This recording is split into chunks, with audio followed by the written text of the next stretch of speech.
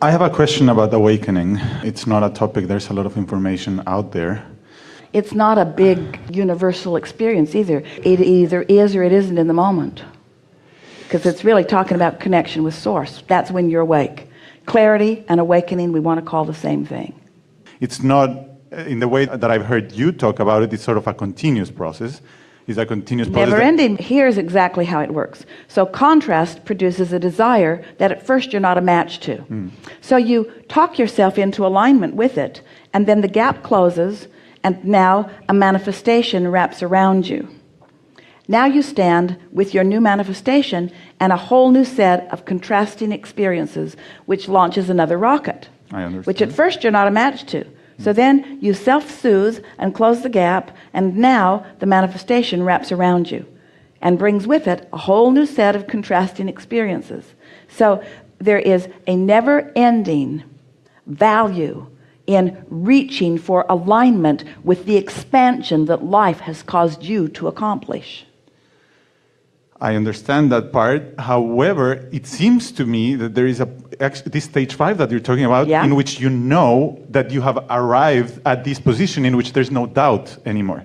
All right, so what that is, that's a study and mastery of your own emotional guidance system.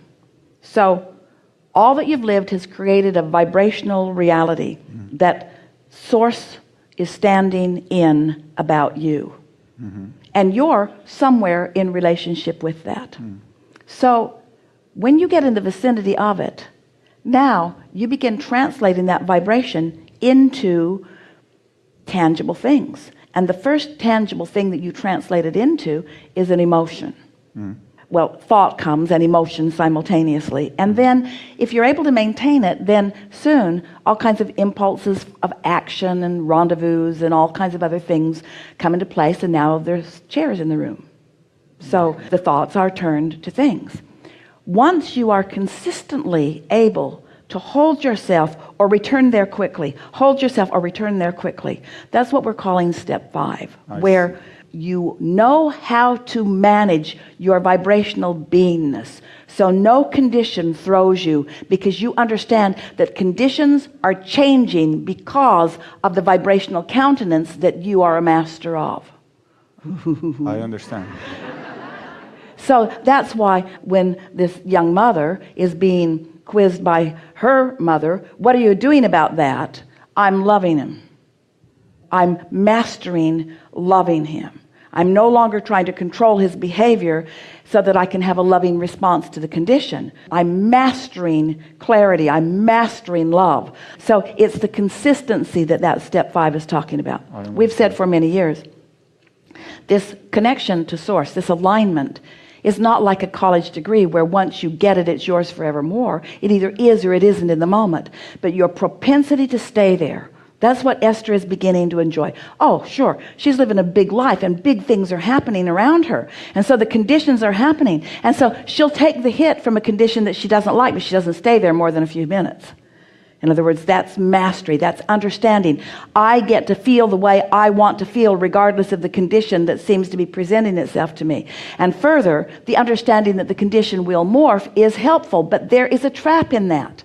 There's a trap in saying, okay, I'll do this stupid work so that the condition will change. You know, you don't talk about us like that, but I'll do the work so that the condition will then change. There's a trap in that because your attention is on the condition.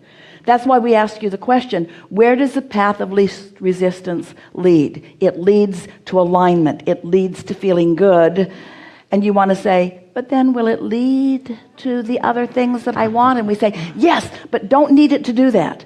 Because if you need it to lead to that, you'll be tempted to look at that which right now is still absent because it hasn't manifested, and then you mess up your momentum. You follow that? But can you get to the point that you know how to manifest so well that you don't doubt that you won't be able to do it? You can, but that's like saying, can I stand so still that I never lose my balance? And we say, yes, but how much fun would that be? All right, I'm happy enough with that. So let's just talk about this for just a little bit. So, step 1, obvious, contrast, causes you to ask. Step 2, Source answers, and while you may not be aware of it, there is a vibrational reality that has assembled and the cooperative components are gathered. The question is, are you a cooperative component to your own desire? And the answer is sometimes yes and sometimes no, and you can tell by the way you feel which it is. Step 3 is a sort of consistent awareness of what your real work is. You've got to find a way of becoming a vibrational match to your desire even before the desire has manifested. That is so essential to understand. Step 4 is being there consistently. That's what our friend was really asking about. The answer to what you were asking is more of a step 4 answer. That awakening that you are consistently accomplishing. In other words, you're just really good. You want to feel good. You know how to feel good. You know what thoughts don't feel good. You sort of shy away from those. You know what people don't feel good. You don't spend much time with those. You know what movies make you feel bad. You don't watch many of those. In other words, you care about how you feel. That's what step 4 is. You have come to the place where you finally acknowledge that the way you feel, that your emotional guidance system is your indication of what you're doing in the blending of your desires and your beliefs. Some time ago, we said on a really regular basis, if you want it and believe it, then it is. That's what expectation is. I want it and I believe it, and therefore there's no variance in the thought that I'm offering on a regular basis and what I desire. Now, what step 5 is? Step 5 is, I've asked for it, Source has answered it, I am consistently in a place of feeling good about it, and now I am not set off my game when negative emotion presents itself to me. Instead, I understand the power and the value of returning to step 1 over and over again. Step 5 mastery is an acceptance that step 1 is a good thing. The acceptance that step 1 is good. The acceptance that negative emotion is good. Negative emotion is guidance, because all of it is leading to more. And since I've got mastery, does it matter if I'm always there 100% of the time when I know I can get there anytime I choose to with a relatively short amount of focus? That's what mastery is, step 5.